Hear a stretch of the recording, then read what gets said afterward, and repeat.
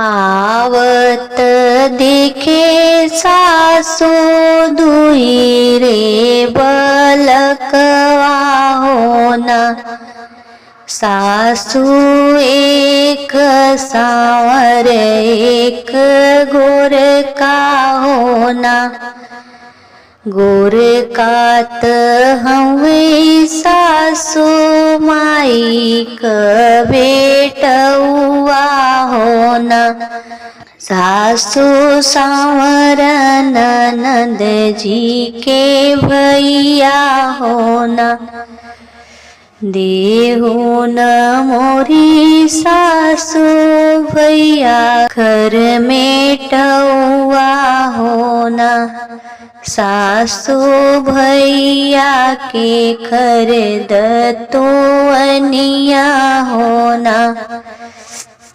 इतनी बचन सासू सुनहि न पवलिनी होना।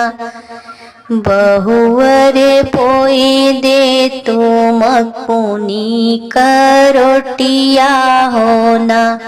रामा घोड़े पर कचकवड़े के सगवा होना। इतनी बचन बहु सुनहि न पवली होना। बहुवर चढ़ी गईली गिरधर अटरिया होना। खुर वाले काढ़े बहु जिनी जीना चौरा होना। हरे राम मुंगिया दरी के दलिया रिन लिनी होना। खाए जे बैठाए सार वहनोइया होना। हरे राम भैया के गिरलिया सुइया होना। हरे राम भैया के ढूढ़इया सुइया होना। नौ मन पिसी भैया नौ मन पोई होना। भैया पिछवा काटी करिया मोर भोजनिया होना। भैया ओ में कुकुरा बिलरिया होना। भैया ओ में ननद कलेवा होना।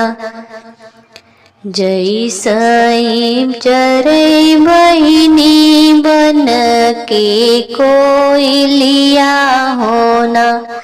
बहिनी ओई साई जरे तोर करमवा होना। ई दुख मोरे भैया माई अगवा जिनी कहना। नाही शोभवाई बैठल माई रोई है होना।